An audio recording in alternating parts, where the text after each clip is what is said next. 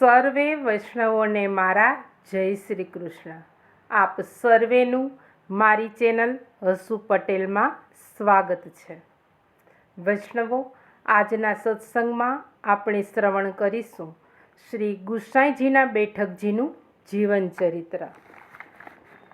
કાલના સત્સંગમાં આપણે બેઠકજી 23માં શ્રી ખંભાતના બેઠકજીનું ચરિત્ર ત્યાં સુધી શ્રવણ કર્યું હતું. આજના સત્સંગમાં શ્રવણ કરીશું બેઠકજી 24માં શ્રી અસારવા બેઠકજીનું ચરિત્ર. શ્રી ગુસાઈજી 6 વખત ગુજરાતમાં પધાર્યા ત્યારે 6 વખત આપ તે વખતના ગુજરાતના પાટનગર અમદાવાદ પધાર્યા હતા.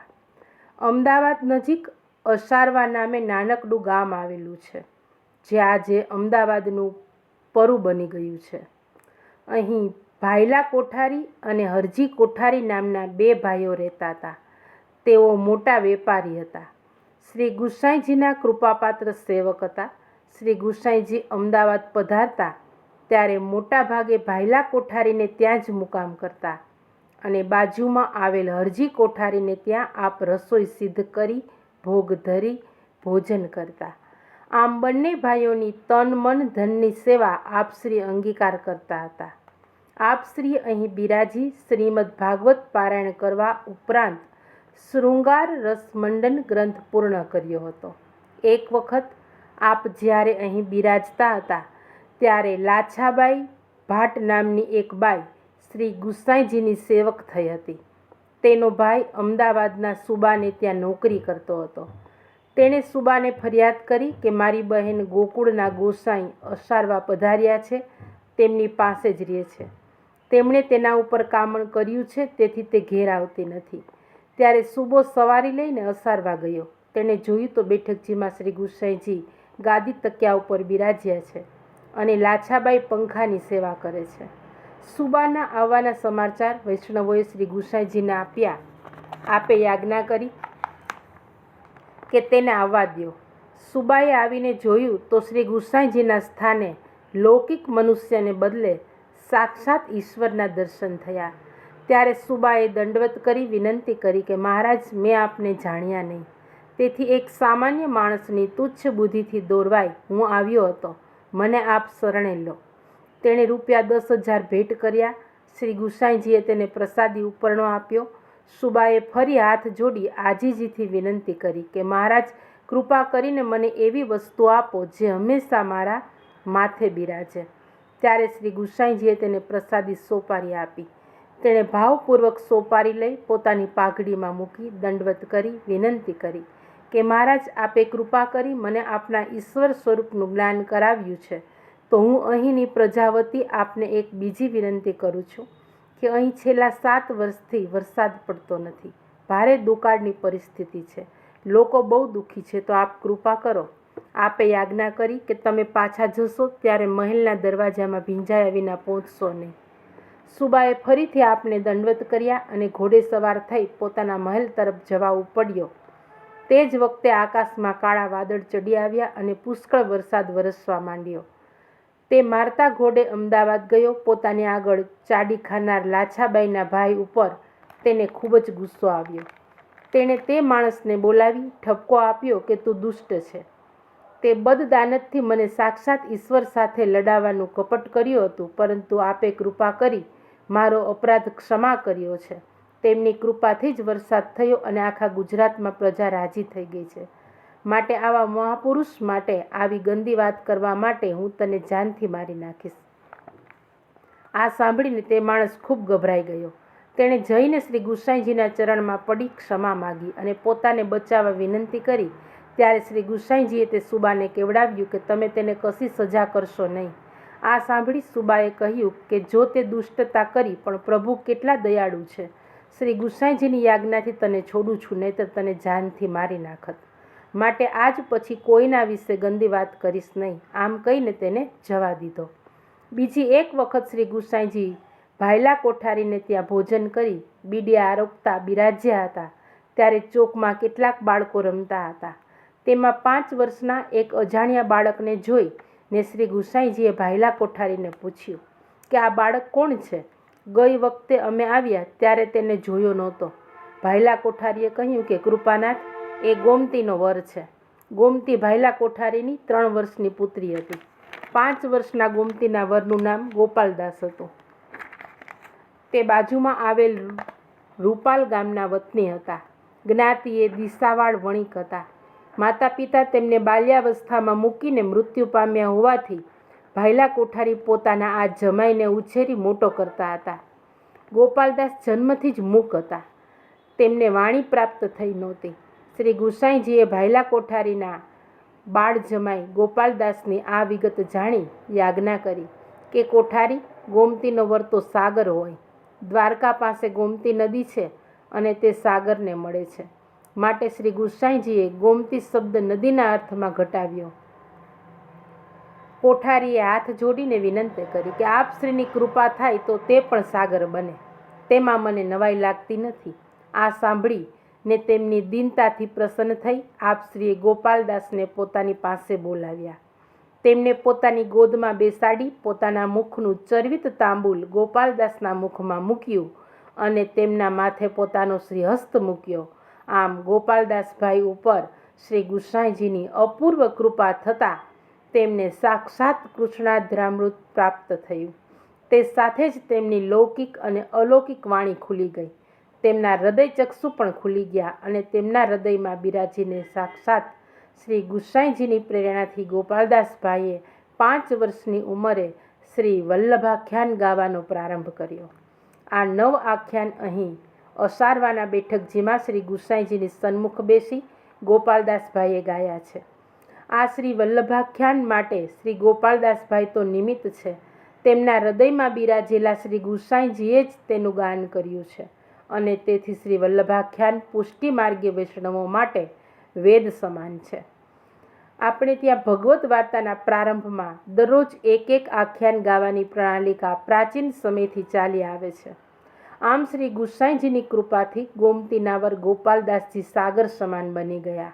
માટે તો શ્રી ગુસાઈજીના આ પ્રગટ પ્રતાપને વંદન કરતા ભગવતીઓએ ગાયું કે મૂકમ કરોતિ વાચાલમ પંગુલઘયંતે ગિરિમ યત કૃપાતમહમ વંદે શ્રીમદ વલ્લભનંદનમ. જેમની કૃપાથી મૂંગો માણસ બોલતો થાય છે અને લંગડો માણસ પર્વત ચડી જાય છે, તેવા શ્રી વલ્લભ રાજકુમાર શ્રી ગુસાઈજીને હું વંદન કરું છું. અહીં બિરાજીને આપ શ્રીએ અનેક જીવોને શરણે લીધા છે અને આપની કૃપાથી તે ભગવદીઓ 252 વૈષ્ણવોમાં સ્થાન પામ્યા છે. આજે અસારવામાં શ્રી ગુસાઈજીના સુંદર બેઠકજી બિરાજે છે. સ્થળ રમણીય અને ભાવનાસભર છે. અહીં શ્રી ગુસાઈજીના દર્શન કરવાનો વૈષ્ણવોને અધિકાર છે. ઝારી ચરણ સ્પર્શ થતા નથી. આ બેઠકજીએ દર્શન કરવા જઈએ ત્યારે શ્રી ગુસાઈજીનું અને શ્રી ગોપાલદાસભાઈનું સ્મરણ કરી શ્રી વલ્લભાખ્યાનનું ગાન અવશ્ય કરવું જોઈએ. આ બેઠકજીના વાતાવરણના અણુએ અણુમાં શ્રી વલ્લભાખ્યાનની દિવ્ય વાણી આજે પણ ગુંજ્યા કરે છે. આ બેઠકજીએ સેવાનો પ્રકાર સુંદર રીતે ચાલે છે. ત્યાં દંડવત કરી આપણે સૌ સૌરાષ્ટ્ર તરફ આગળ વધીએ. શ્રી ગુસાઈજી પરમ દયાલ કી જય. બેઠકજી 25માં શ્રી જામનગર નવાનગરના બેઠકજીનું ચરિત્ર કહીએ છીએ. સૌરાષ્ટ્રમાં શ્રી ગુસાઈજીના 4 બેઠકજી બિરાજે છે. આ 4 બેઠકજીનું વર્ણન બેઠક ચરિત્રમાં આપણને પ્રાપ્ત થાય છે. તેમાંના એક બેઠકજી જામનગરમાં બિરાજે છે. જામનગર શહેરમાં આપ પધાર્યા ત્યારે શ્રી મહાપ્રભુજીના સેવકો બાલા અને બાદા રહેતા હતા. તેમની વિનંતીથી શ્રી ગુસાઈજી તેમના ઘેર પધારેલા. ત્યાં બિરાજીને આપે શ્રીમદ ભાગવત પારાયણ કરેલું. તેથી આજે પણ જામનગરમાં આપશ્રીના બેઠકજી ઝંડુ શેરીમાં આવેલા છે. શ્રી ગુસાઈજી અહીં પધાર્યા ત્યારે નાગમતી નદીને કિનારે બિરાજી એક દિવસ આપ સંધ્યાવંદન કરતા હતા. તે વખતે ત્યાંના સૌજીભાઈ નામે એક મોચી આપશ્રીની પાસે આવ્યા. તેઓ નદીએ સ્નાન કરવા આવેલા શ્રી ગુસાઈજીના અલૌકિક સ્વરૂપના દર્શન કરી તેમણે વિનંતી કરી કે કૃપાનાથ મને શરણે લ્યો. આપશ્રીએ પૂછ્યું, તમે જ્ઞાતિએ કોણ છો? તેમણે કહ્યું, હું મોચી છું અને ઢોરોના ચામડા કમાવી તેના જોડા બનાવું છું. આપે યાજ્ઞા કરી કે તમે જન્મે અને કર્મે શૂદ્ર છો, તમારા આચાર વિચાર પુષ્ટિ માર્ગને લાયક નથી. ત્યારે તેમણે વિનંતી કરી કે મહારાજ, હું મારો વ્યવસાય છોડી દઈશ, આપ યાજ્ઞા કરશો તેવું જીવન જીવીશ, પણ મને શરણે લ્યો. ત્યારે તેમણે સવજીભાઈને સ્નાન કરી આવવાનું કહ્યું. તેમણે બ્રહ્મ સંબંધ આપીને યાજ્ઞા કરી કે હવે તમે બ્રાહ્મણ જેવું શુદ્ધ જીવન જીવો, વૈષ્ણવી વેશ ધારણ કરો, ઘેર સેવા પધરાવી પ્રેમથી સેવા કરો અને બીજો કોઈ પણ વ્યવસાય કરો. આ પ્રમાણે સવજીભાઈ વૈષ્ણવી જીવન જીવતા હતા. શ્રી ગુસાઈજી નવાનગરથી પધારી ગયા પછી એક વખત ત્યાંના બ્રાહ્મણોએ રાજાને ફરિયાદ કરી કે આ સવજીભાઈ મોચી હોવા છતાં બ્રાહ્મણની જેમ રહે છે, તે શાસ્ત્ર પ્રમાણે બરાબર નથી. સવજીભાઈને રાજદરબારમાં બોલાવવામાં આવ્યા અને તેમને પૂછવામાં આવ્યું. ત્યારે તેમણે કહ્યું કે હું ગયા જન્મમાં મોચી હતો, આ જન્મમાં નથી. રાજાએ કહ્યું કે ગયો જન્મ અને આ જન્મ એટલે શું? ત્યારે સવજીભાઈએ કહ્યું કે હું જે કહું છું તે સાચું કહું છું. રાજાએ કહ્યું, તમારે તેની ખાતરી કરાવવી પડશે. દૂધમાંથી દહીં બને પણ દહીંનું દૂધ ન બને, માટે જો દહીંનું દૂધ બનાવી આપો તો હું તમારી વાત સાચી માનું. સવજીભાઈ સંમત થયા. છાશની દોણી મંગાવવામાં આવી. તેના ઉપર તેમણે પોતાનો ઉપરનો ઢાંકી શ્રી ગુસાઈજીનું ધ્યાન કરી વિનંતી કરી, આપશ્રીએ મને યાજ્ઞા કરી હતી કે બ્રહ્મ સંબંધ લેવાથી જીવનો બીજો જન્મ થાય છે. આપની યાજ્ઞામાં શ્રદ્ધા રાખી મેં બીજો જન્મ સ્વીકાર્યો છે, તો હવે આપ જ આનો નિર્ણય રાજાની આગળ કરવાની કૃપા કરો. આમ વિનંતી કરી તેમણે ઉપરનો ઉઠાવી લઈ રાજાને કહ્યું, તમે જાતે જ ચાખી જુઓ. રાજાને ચાખતા આશ્ચર્ય થયું કે છાશ મટી દૂધ બની ગયું હતું. સભામાં સૌને ખાતરી થઈ કે સવજીભાઈની વાત સાચી છે. આમ જામનગરમાં સવજીભાઈ દ્વારા શ્રી ગુસાઈજીનો જય જયકાર થયો. આ પ્રસંગમાં આપણને એ સિદ્ધાંત જાણવા મળ્યો કે બ્રહ્મ સંબંધ લેવાથી જીવનો નવો જન્મ થાય છે.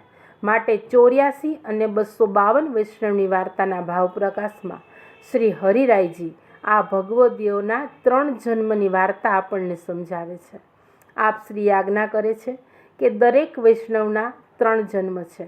એક આધિભૌતિક જન્મ જે જગતમાં માતાની કુખે થાય છે, બીજો આધ્યાત્મિક જન્મ જે બ્રહ્મ સંબંધ લેતા થાય છે, ત્રીજો આધિદૈવિક જન્મ જે સ્વરૂપે દેવી જીવ નિત્ય લીલામાં રહે છે. આપણા સૌના 2 જન્મ આપણે જાણીએ છીએ. જેમ આધિભૌતિક જન્મની વર્ષગાંઠ આપણે મનાવીએ તેમ શ્રી મહાપ્રભુજીની કૃપાથી આધ્યાત્મિક જન્મ થયો છે, તેની વર્ષગાંઠ પણ મનાવવી જોઈએ. જો આ નવા જન્મની વર્ષગાંઠ આપણે ન જાણતા હોઈએ તો શ્રાવણ સુદ 12 જે દામોદરદાસ હરસાણીના આધ્યાત્મિક જન્મની વર્ષગાંઠ છે, તે આપણા સૌના આધ્યાત્મિક જન્મની વર્ષગાંઠ માની મનાવવી જોઈએ અને પ્રભુનું વિશેષ સ્મરણ કીર્તન કરતાં બ્રહ્મ સંબંધ મંત્રનું અનુસંધાન કરવું જોઈએ. આ સવજીભાઈ આગલા જન્મમાં એક મોગલ સરદાર હતા, જેનો પ્રસંગ શ્રી મહાપ્રભુજીના નંદગામના બેઠકજીના ચરિત્રમાં આપણે આગળ જોઈ ગયા છીએ. જામનગરમાં આ બેઠકજી પ્રગટ બિરાજે છે. આપણે ત્યાં જઈએ ત્યારે શ્રી ગુસાઈજીના સેવા દર્શનનો લાભ જરૂર લેવો જોઈએ. આપ શ્રીને દંડવત કરી આપણે આગળ વધીએ. શ્રી ગુસાઈજી પરમ દયાલ કી જય. બેઠકજી 26માં શ્રી ગાગાગુરગઢના બેઠકજીનું ચરિત્ર. જામનગરથી દ્વારકા જવાના રસ્તે ગાગાગુરગઢ ગામ આવેલું છે. ત્યાં શ્રી ગુસાઈજી જામનગરથી દ્વારકા જતા બિરાજ્યા હતા. આપશ્રીએ અહીં શ્રીમદ ભાગવત પારાયણ કરેલું. તે વખતે ઉનાળાના દિવસો હતા. આપશ્રીના કૃપાપાત્ર ગોધરાના નાગજીભાઈ દેસાઈ આપશ્રીને આરોગાવવા માટે ઉત્તમમાં ઉત્તમ કેરીઓ પોઠ ઉપર ભરી દ્વારકા આવેલા અને આપશ્રીને કેરીઓ અંગીકાર કરવા વિનંતી કરેલી. ત્યારે આપશ્રીએ યાજ્ઞા કરી કે આ કેરીઓ શ્રી દ્વારકાનાથજીને લાયક છે, માટે તેમને આરોગાવો. આપશ્રીની યાજ્ઞા થવાથી નાગજીભાઈએ તે કેરીઓ શ્રી દ્વારકાનાથજીને આરોગાવી. તેઓ શ્રી દ્વારકાનાથજીને કેરીઓ આરોગાવી ગાગાગુરગઢ પાછા આવ્યા. દ્વારકા જતી વખતે તેમણે અડધી કેરીઓ ત્યાં છુપાવેલી. તે આપશ્રીની સન્મુખ લઈ આવી. આરોગવા વિનંતી કરી ત્યારે આપ પ્રસન્ન થઈ ને તે કેરીઓ પ્રભુને આરોગાવી. પોતે આરોગ્યા હતા અને નાગજીભાઈ ઉપર ખૂબ પ્રસન્ન થયા હતા. આજે અહીં આપશ્રીના બેઠકજી પ્રગટ બિરાજે છે. સેવાનો પ્રકાર સુંદર રીતે ચાલે છે. સ્થાન ખૂબ રમણીય છે અને ઉષ્ણકાળમાં શ્રી ગુસાઈજીને નાગજીભાઈની આડીથી કેરીઓ આરોગાવાના સુંદર મનોરથ પણ થાય છે. આ બેઠકે આપશ્રીને દંડવત કરી આપણે આગળ વધીએ. શ્રી ગુસાઈજી પરમ દયાલ કી જય. બેઠકજી 27માં અને 28માં સાથે જ લઈ લઈએ છીએ. શ્રી દ્વારકાના અને બરડિયાના બેઠકજીનું ચરિત્ર. શ્રી ગુસાઈજી જેટલી વાર ગુજરાત પધાર્યા તેટલી વાર દ્વારકા પધાર્યા છે. દ્વારકામાં આપશ્રીના 2 બેઠકજી છે. એક બેઠકજી શ્રી દ્વારકાનાથજીનું મંદિર જે જગત મંદિરના નામે ઓળખાય છે તેની પાસે આવેલા શ્રી દાઉજીના મંદિરની પાસે છે. અહીં આપ શ્રી દ્વારકાનાથજીની સેવાના અવકાશના સમયમાં બિરાજતા અને શ્રીમદ ભાગવતનું પારાયણ કરતા. આ બેઠકજીનું સ્થાન આજે મંદિરમાં છે, પરંતુ ત્યાં સેવા પ્રકાર ચાલતો નથી. બીજા બેઠકજી શ્રી રામ લક્ષ્મણજી મંદિર પાસે છે, જ્યાં આપ શ્રી મુકામ કરીને બિરાજતા હતા. આ મંદિર બરડિયા ગામમાં આવેલું હોવાથી આ બેઠકજી આજે બરડિયાના બેઠકજી તરીકે પ્રસિદ્ધ છે. નાગજીભાઈ કેરીઓ લઈને આવેલા ત્યારે આપ શ્રીની યાજ્ઞાથી શ્રી દ્વારકાનાથજીને કેરીઓ આરોગાવેલી. આપ શ્રીએ નાગજીભાઈને આ જ સ્થળે યાજ્ઞા કરેલી કે તમે શ્રી ગોમતીજીમાં સ્નાન કરી શ્રી દ્વારકાનાથજીના દર્શન કરવા આવો. ત્યારે નાગજીભાઈ સ્નાન કરી કેરીઓનો ટોપલો લઈ શ્રી દ્વારકાનાથજીના મંદિરે ગયા. તે સમયે શ્રી દ્વારકાનાથજીના રાજભોગ આરતીના દર્શન થતા હતા. આ દર્શન કરી નાગજીભાઈને આશ્ચર્ય થયું કે હમણાં મને મુકામ ઉપર શ્રી ગુસાઈજીએ મંદિરે જવાની યાજ્ઞા કરી. મંદિરે જવાનો માર્ગ એક જ છે, તો અહીં શ્રી ગુસાઈજી કયા રસ્તે પધાર્યા હશે? મેં તો માર્ગમાં તેમને પધારતા જોયા નથી. બહાર આવીને તેમણે તપાસ કરી તો શ્રી ગુસાઈજી સાથે આવેલ કોઈ સેવક કે વૈષ્ણવ દેખાયા નહીં. નાગજીભાઈ પાછા શ્રી રામ લક્ષ્મણજીના મંદિર પાસે મુકામે આવ્યા તો ત્યાં શ્રી ગુસાઈજી પોતાના તંબુમાં પ્રસાદ લીધા પછી બીડી આરોગતા હતા. નાગજીભાઈએ સાષ્ટાંગ દંડવત કર્યા. આપ શ્રીએ પૂછ્યું, શ્રી દ્વારકાનાથજીના દર્શન કરી આવ્યો ને? ત્યારે નાગજીભાઈએ વિનંતી કરી કે મહારાજ, મને શ્રી દ્વારકાનાથજીના અદ્ભુત દર્શન આપની કૃપાથી થયા. આપ શ્રી દ્વારકાનાથજીને બીડી આરોગાવતા હતા અને શ્રી દ્વારકાનાથજી આપને બીડી આરોગાવતા હતા. ત્યારે આપે યાજ્ઞા કરી કે શ્રી દ્વારકાનાથજીને કેરીઓ આરોગાવવાની મેં તને યાજ્ઞા કરી તે તને ગળે ઉતરી નહીં.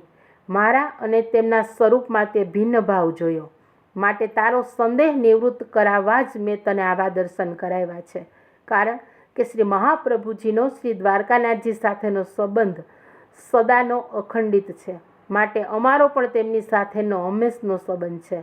તેથી તારી કેરીઓ તેઓ આરોગ્યા તે અમે જ આરોગી છે. આ સાંભળીને નાગજીભાઈ પ્રસન્ન થયા. પછી શ્રી ગુસાઈજી ત્યાંથી આગળ પધાર્યા. આ બેઠકજી આજે બરડિયામાં પ્રગટ બિરાજે છે. અહીં સેવાનો પ્રકાર ખૂબ સુંદર રીતે ચાલે છે. શ્રી ગુસાઈજીના કૃપાપાત્ર પરમ ભગવદીય શ્રી હીરામાં 100 વર્ષ કરતાં પણ વધારે વય હોવા છતાં તન મન ધનથી ખૂબ જ સુંદર રીતે અહીં સેવા કરે. વૈષ્ણવોને મુકામ અને પ્રસાદ લેવા માટેની સુંદર વ્યવસ્થા છે. વૈષ્ણવોએ અહીં સેવા અને દર્શનનો લાભ જરૂર લેવો. અહીં આપણે શ્રી ગુસાઈજીને દંડવત કરીએ. આમ બેઠક ચરિત્ર પ્રમાણે લેખના શ્રી ગુસાઈજીના 28 બેઠકજીનું ચરિત્ર અહીં આપણે શ્રવણ કર્યું. પરંતુ આ ઉપરાંત ગુજરાતમાં લેખમાં ન હોય તેવા શ્રી ગુસાઈજીના કેટલાક બેઠકજી બિરાજે છે, તેમનું પણ આપણે સ્મરણ કરવું જોઈએ. આવા એક બેઠકજી સુરતમાં બિરાજે છે. સુરતમાં ગોપીપુરામાં શ્રી ગુસાઈજીના બેઠકજી પ્રગટ બિરાજે છે અને સેવાનો પ્રકાર ચાલે છે. આ એ જ સ્થાન છે જ્યાં બિરાજીને આપે 252 વૈષ્ણવોમાંથી એક સુરતના સાવકારના બેટાની વહુનો ન્યાય કર્યો હતો અને તેને મુસલમાન સૈનિકોના પ્રપંચમાંથી છોડાવી. આખા કુટુંબને શરણે લઈ સેવા કરવાની યાજ્ઞા કરી હતી અને નગર શેઠના ઘરમાં જ બિરાજી આપે શ્રીમદ ભાગવત પારાયણ કર્યું હોવાનો ઉલ્લેખ વાર્તા સાહિત્યમાં મળી આવે છે, પરંતુ બેઠક ચરિત્રમાં તેનો ઉલ્લેખ નથી. આ બેઠકજીએ આપણે શ્રી ગુસાઈજીને દંડવત કરીએ. ડાકોરમાં શ્રી ગુસાઈજી પધાર્યાનો ઉલ્લેખ ઐતિહાસિક પત્રો અને લેખોમાં મળી આવે છે. શ્રી મહાપ્રભુજીના બેઠકજીની સાથે જ આપ શ્રી ગોમતી કિનારે ત્યાં બિરાજેલા અને શ્રીમદ ભાગવત પારાયણ કરેલું. આજે પણ ડાકોરમાં શ્રી મહાપ્રભુજીની બેઠકના નામે પ્રસિદ્ધ સ્થળમાં શ્રી હરિરાયજીના બેઠકજીની સાથે શ્રી મહાપ્રભુજી અને શ્રી ગુસાઈજીના બેઠકજી બિરાજે છે. ત્યાં પણ સેવાનો પ્રકાર ચાલે છે. આપણે ત્યાં શ્રી ગુસાઈજીને દંડવત કરીએ. ઉત્તર ગુજરાતમાં ખેરાળુ પાસે આવેલ વડનગર શહેરમાં શ્રી ગુસાઈજી પધારેલા ત્યારે ત્યાં શર્મિષ્ઠા તળાવના કિનારે આપ બિરાજેલા અને શ્રીમદ ભાગવત પારાયણ કરી અનેક જીવોને શરણે લીધેલા. આ સ્થાને 80-90 વર્ષ પૂર્વે શ્રી ગુસાઈજીના બેઠકજી પ્રગટ બિરાજતા હતા એમ પ્રાચીન વૈષ્ણવો પાસેથી જાણવા મળ્યું છે. શ્રી રમણલાલજી મહારાજશ્રીએ આ બેઠકજી પ્રગટ કર્યાનું પણ કહેવાય છે, પરંતુ પાછળથી આ બેઠકજી લુપ્ત થઈ ગયા. તેનું સ્થાન કે નિશાન પણ મળતું નથી. થોડા સમય પહેલાં વડનગરમાં એક ભગવદીય વૈષ્ણવને શ્રી ગુસાઈજીએ સ્વપ્નમાં કૃપા કરીને દર્શન આપ્યા અને પોતાના બેઠકજીનું સ્થાન તેમને બતાવ્યું. તે સ્થાને બેઠકજી પ્રગટ કરવાની આજ્ઞા કરી. તે ભગવદીય કાંકરોલીના ઘરના સેવક હોવાથી પોતાના પૂજ્ય ગુરુદેવ શ્રી વ્રજભૂષણલાલજી મહારાજશ્રીને સ્વપ્નનો પ્રકાર નિવેદન કરતા આપ શ્રી વડનગર પધાર્યા. તે સ્થાનના દર્શન કર્યા અને તે સ્થાન બેઠકજીનું મૂળ સ્થાન છે એવી ખાતરી થતાં તે જગ્યા મેળવવા માટે પ્રયત્ન કર્યા. બેઠકજીનું નવનિર્માણ થયું અને વડનગરના વૈષ્ણવોના મનોરથ સ્વરૂપે શ્રી ગુસાઈજીની કૃપાથી બેઠકજીનું ભવન બન્યું. નરોડામાં પણ શ્રી મહાપ્રભુજીની સાથે શ્રી ગુસાઈજીના બેઠકજી બિરાજે છે. આમ શ્રી મહાપ્રભુજીના 84 બેઠકજી લેખમાં હોવા છતાં જેમ તેમની સંખ્યા 84 કરતાં વિશેષ જણાય છે, તેવી જ રીતે શ્રી ગુસાઈજીના બેઠકજીની લેખમાં 28ની સંખ્યા હોવા છતાં તે કરતાં વિશેષ જણાય છે. આ વિશેષ જણાતા સર્વ સ્થળે આપણે શ્રી ગુસાઈજીને દંડવત પ્રણામ કરીએ. તો વૈષ્ણવો, પ્રભુ કૃપાથી આપણે શ્રી ગુસાઈજીના 28 બેઠકજીનું ચરિત્ર છે તે પૂર્ણ કર્યું. આપણું તો કંઈ સામર્થ્ય નથી, પ્રભુ કૃપા વગર એ શક્ય બને નહીં. આજના સત્સંગને અહીં વિરામ આપીશું. વૈષ્ણવો, આ વિડીયો પસંદ પડ્યો હોય તો લાઈક અને શેર કરજો, જેથી કરી અન્ય વૈષ્ણવો પણ સત્સંગનો લાભ પ્રાપ્ત કરી શકે. હજુ સુધી મારી ચેનલને સબસ્ક્રાઈબ ન કરી હોય તો ચેનલને સબસ્ક્રાઈબ કરજો. શ્રી ગોવર્ધનનાથ કી જય, શ્રી ગિરિરાજ ધરણ કી જય, શ્યામ સુંદર શ્રી અમને મહારાણી કી જય, શ્રી વલ્લભાધીશ કી જય, શ્રી ગુસાઈજી પરમ દયાલ કી જય. સર્વે વૈષ્ણવોને મારા જય શ્રી કૃષ્ણ.